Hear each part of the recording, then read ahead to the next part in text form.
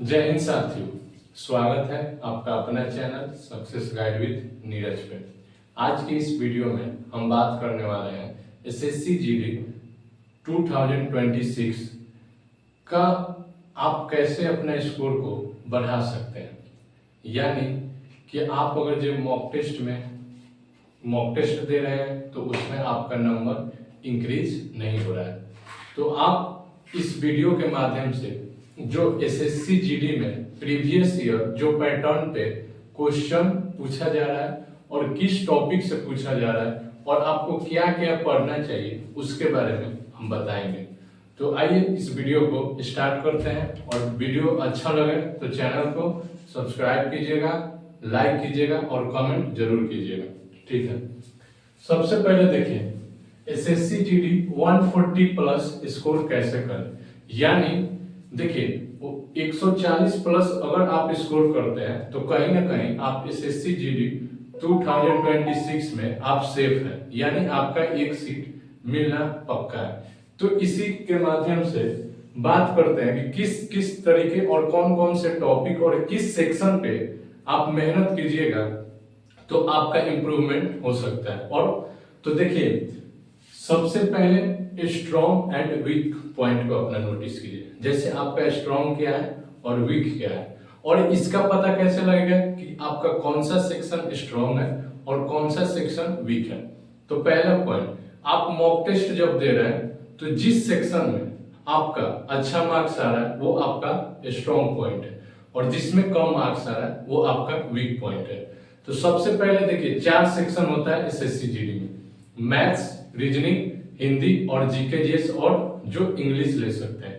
ठीक है, तो अब देखिए हम लोग बात करते हैं रीजनिंग। देखिए रीजनिंग में आपका कम से कम अगर जो आपको 140 स्कोर करना है या उसके आसपास आना है तो रीजनिंग में आपको 80 मार्क्स तो लाना अनिवार्य है।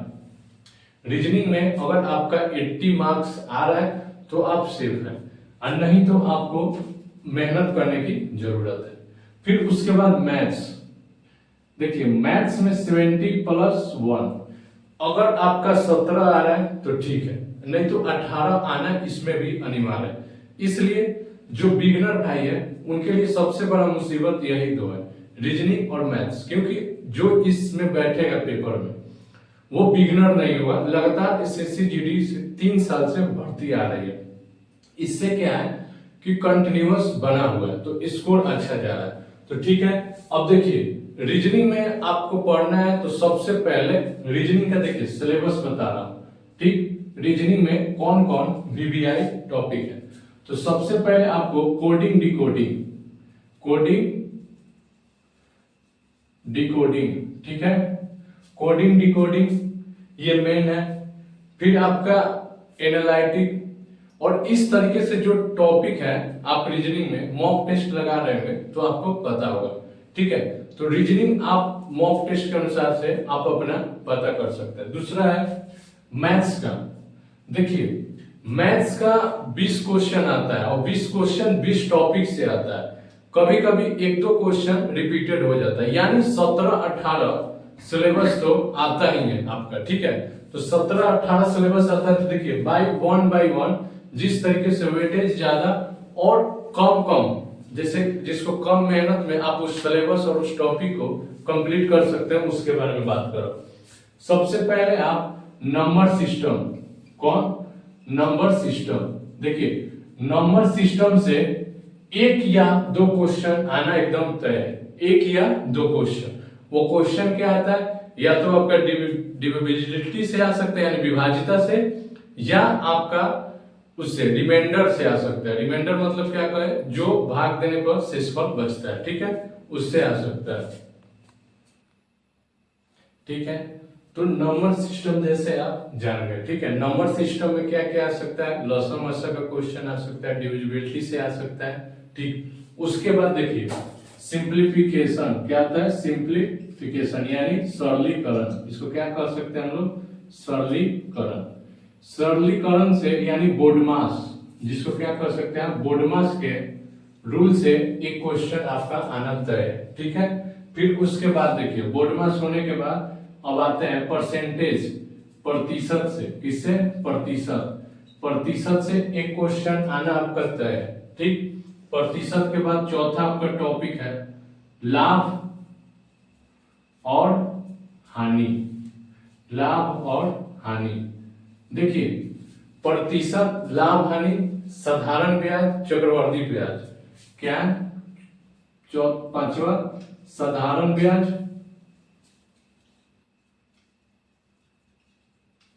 फिर एक है छठा आपका चक्रवर्ती ब्याज।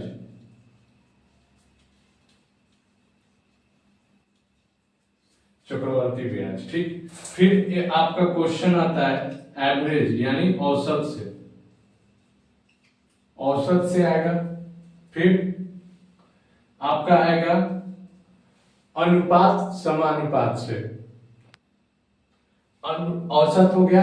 फिर उसके बाद आपका आएगा अनुपात समानुपात, क्या आता है, अनुपात समानुपात। ठीक, अब देखिए मैथ्स में 20 क्वेश्चन आता है 20 टॉपिक से, कितना हुआ, 1 2 3 4 5 6 7 8 टॉपिक हुआ। अब आगे देखिएगा, ये 8 हुआ। फिर आपका आता है एक टाइम एंड वर्क, काम और समय से, काम और समय, ठीक। फिर एक आता है टाइम एंड डिस्टेंस, समय और दूरी से, समय और दूरी से, ठीक। और फिर आपका एक आता है मेंसुरेशन से, यानी क्षेत्र मिति, क्या आता है, क्षेत्र मिति, यानी 2D और 3D से, 2D और 3D से एक क्वेश्चन आता है। यानी आप देख सकते हैं 1 2 3 4 5 6 7 8 9 10 11, ये 11 टॉपिक आपका बहुत इंपॉर्टेंट होने वाला है, ठीक है। और 11 में से मैं बता रहा हूं कि किससे किससे क्वेश्चन रिपीट होता है। जैसे नंबर सिस्टम, नंबर सिस्टम से आपका 2 क्वेश्चन आएगा, फिक्स है, नंबर सिस्टम से 2, और इससे मान लीजिए इससे भी एक आना एकदम तय है, 3 हो गया, प्रतिशत 1, लाभ हानि 1, ठीक। फिर साधारण ब्याज 1, चक्रवर्ती ब्याज 1। देखिए ये सब जितने क्वेश्चन है वो हर बार आप कोई भी प्रीवियस ईयर का सेट भी मारिएगा या कहीं से भी, ये हर टॉपिक का एक एक मिलेगा। फिर देखिए औसत का क्या है, 1 या 2 आएगा, ये अनुपात समानुपात में आ जाएगा एक क्वेश्चन। समय और दूरी से तो एक रहता है, और समय और दूरी से आपका 2 क्वेश्चन आ जाएगा, एक बोट एंड स्टीम वाला आ जाएगा और ट्रेन वाला आ जाएगा, ठीक। और 2D 3D से एक क्वेश्चन आना अनिवार्य है। और ये आपका कितना हो गया, 2 3 4 5 6 7 2 9 10 11 2 13 14 15 ऐसा टॉपिक है कि कम से कम अगर जो आप इन टॉपिकों को रेडी कर लिए तो आपका कहीं ना कहीं 16 से 17 नंबर बनना तय है, ठीक है। तो आप देखिए इसमें इजी कौन सा टॉपिक है, काम, समय दूरी, नंबर सिस्टम सरलीकरण, ठीक है, औसत और अनुपात, ये बहुत इजी टॉपिक है।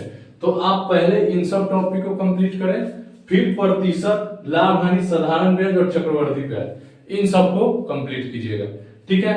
अब इसके बाद हम बात करेंगे कि मैथ्स के बाद आप जीके जीएस का वीवीआई इंपॉर्टेंट टॉपिक है, वो क्या क्या पढ़िएगा कि आपका जीके जीएस में अच्छा मार्क्स आ सके, ठीक है। तो वीडियो को देख। अब हिस्ट्री का जो टॉपिक है, देखिए जो जीएस का पोर्शन है वो 4 भागों में बांटा गया है, हिस्ट्री, सिविक्स, इकोनॉमिक्स और ज्योग्राफी। तो आइए पहले हम लोग हिस्ट्री में देखते हैं वीवीआई टॉपिक कौन है और इकोनॉमिक्स में कौन है।